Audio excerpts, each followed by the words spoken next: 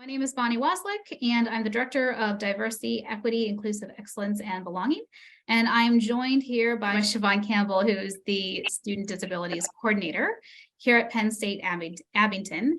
And Chavonne is going to share with us some of her knowledge around two questions today. And so we'll get going with the first, which is, what are the main ideas related to students with disabilities that you'd like folks on campus, from faculty to students and staff, to keep in mind? So one of the main topics that I would like for faculty, staff, and the like to keep in mind when working with or interacting with the student with a disability is that they are a person first. They are not their disability. Oftentimes, students have disabilities that we cannot see. And in that moment, they are human, if you will. Other times we see students that have disabilities that we can see, and oftentimes they're identified or associated with their disability. What a student with a disability wants is to be typical like anyone else. They are well aware of the stigma that comes along with having a disability and the limitations that the disability already plays in their life.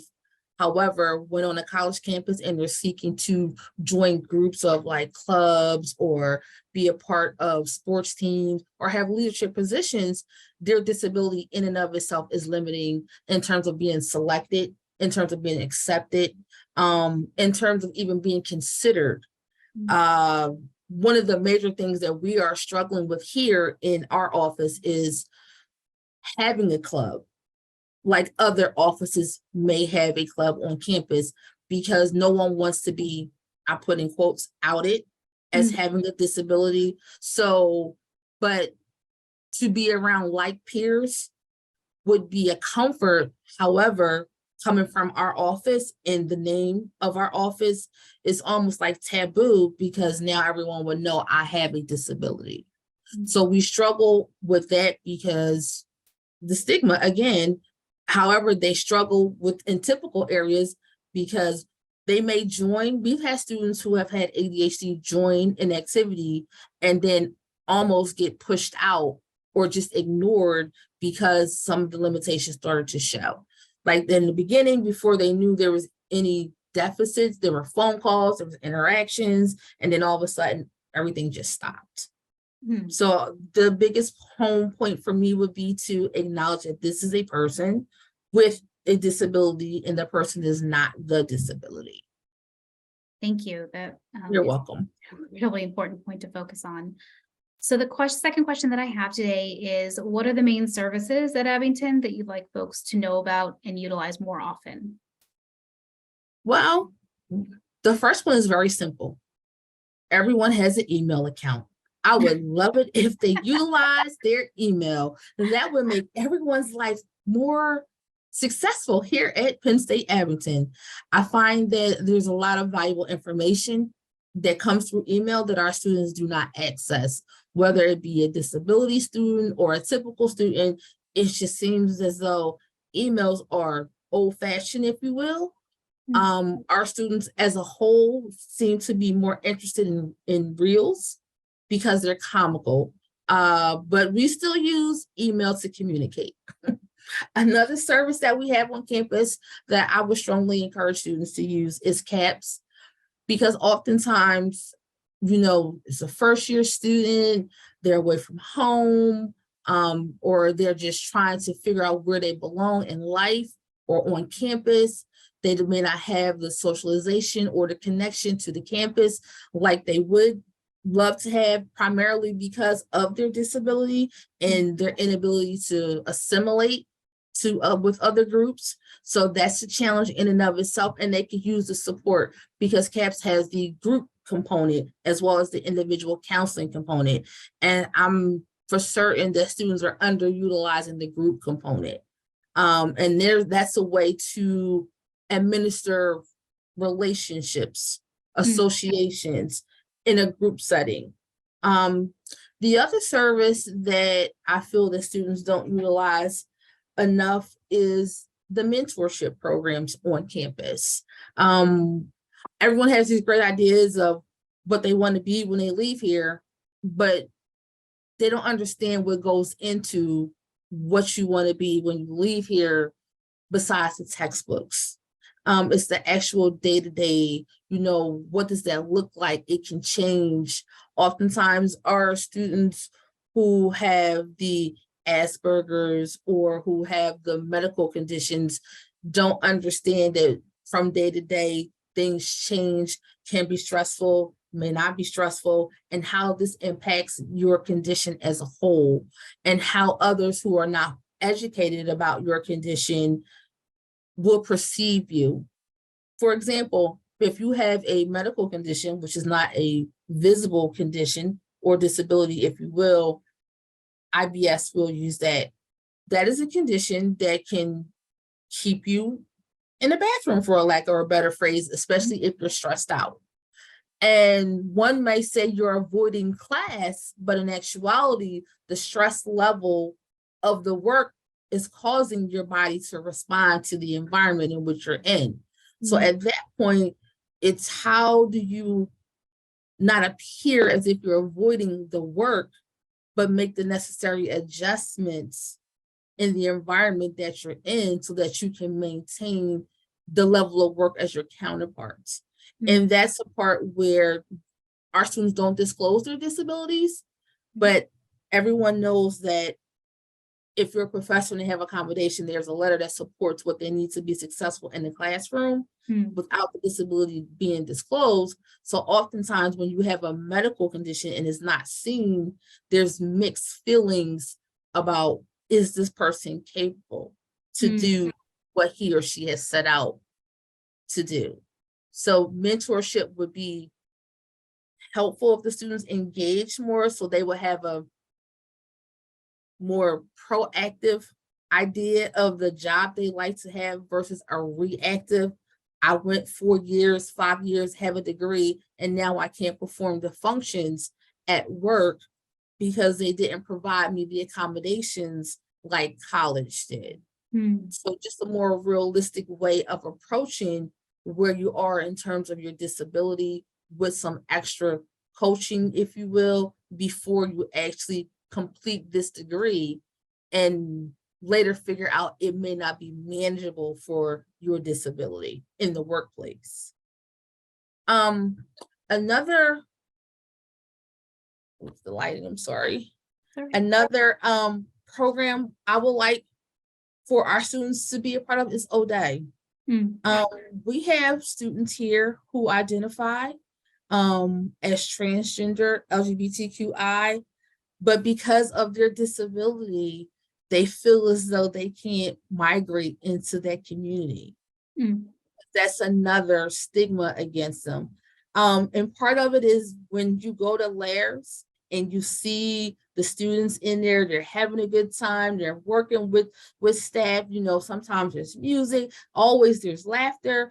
And, I have students say, I want to be a part of that environment. And why can't we do that here? And then they think about it, because when someone finds out I have a disability, they shun away from me, as if it's almost contagious. So I would like to see our students feel comfortable in an environment where they too understand stigma and are overcoming challenges, and some type of partnership so that it could be advocacy for each other, almost like a united front. We stand together, as who we are. That would be great. The SACS is another program. So the transition from high school to college is interesting for disability students. In high school, they are provided every service. They may get tutoring, there's always reminders, there's someone that keeps up with the schedule as to when services need to be reevaluated. In college, you have to identify to me that you have a disability. I do not go and seek you out. With that being said, I am not asking if you need tutoring. I'm not following you to make sure that you get tutoring. Therefore, when there's programs such as SACS who can assist you with accountability coaches, with the writing center, students on their own do not seek these programs out. I have to point it out. And even sometimes after I say, make sure you go here, make sure you go there, it's still not followed up with. And I feel as though a lot of our students underutilize a service that's of a benefit to them. Absolutely. And then are there ways that you, as you reflect on all of these services that we have on campus that are meant to make our campus more accessible? I would assume that that part of that too is hoping that faculty and staff also are involved in it in some way, shape, or form, aside from just mentioning it on the syllabus or maybe a mention in class. Am I? So oftentimes students say it's just on the syllabus. There's no accountability unless someone feels that a student is in trouble. There's not like a daily reminder. And for some people, for some of our students, it has to be a part of the curriculum in terms like, how a professor will say, oh, take out your textbooks. No, by the way, don't forget this service, like after each class, like a shameless plug, if you will, about what we have to offer students, because pretty much this course is 50 minutes. I'll see you Monday, Wednesday, Friday. Yeah. It's on a syllabus. I told you once, there's not an email blast to the course to say, just a reminder. There's not a mid-quarter update. There's no one that checks in unless you're on academic warning. That's the difference. But I find, because now I do student success as well, I find that the students who are receiving accommodations and who have an academic success coach are very successful because that weekly check-in means a lot. That 30 minutes means a lot. And I'm just realizing how beneficial that is to students without saying that it's beneficial. And just had this conversation yesterday with one of the students. I said, so you went from a 2 GPA to now you're making hundreds. Can you help me understand what's the difference? And she simply said, because every week when I come in here, I need to have something for you. And I said, oh, so what happens when our relationship ends? Do you go back to a 2 GPA? And she didn't have an answer because ironically, her overall goal is to take a final. She's never made it to finals, to take an actual finals, because her grades were not even high enough for the final to even matter. Yeah. So now her lowest grade is a 98. And her professors are sending her, I'm proud of you through the emails, great job, I knew you could do it. The positive reinforcement that's happening for this student is just amazing. So, and I look at that and I say, this is something that can be taken anywhere across all settings. And even though you may have a limitation, you are still rising above the situation. Now, how can we continue to plant this seed of growth that you're demonstrating when we remove ourselves? So that's where we're working now. So that's something that I would want to see the students is utilize the services. Like utilization is key. And when they don't, it can be detrimental. The other point that I want to drive home is that it has to be a united front. We have to be more proactive than reactive. And I think that when we are proactive, it's better because I'm a proactive individual. Reactive is a lot of hysteria and people running around and grabbing for straws. And then it's just like, okay, what do we do? But if there is a structure in place, then it's almost like a generic, okay, so when this situation happens, we know to go to here. It's almost like our escape plan for a fire safety plan. Like, so we have an idea. And so there's a skeleton, now let's fill it in. And I just think across the board, we just need to be able to do that for more students, especially our incoming students, because the campus is new, everything is new, the transition is new.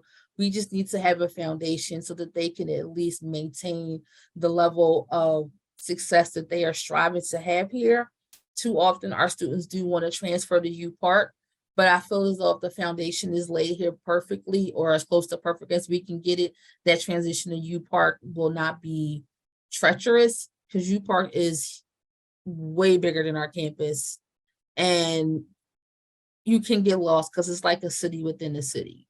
Yeah. But at least if the foundation is here and if they continue to stay here, they'll have a better understanding how a microcosm of the world works here.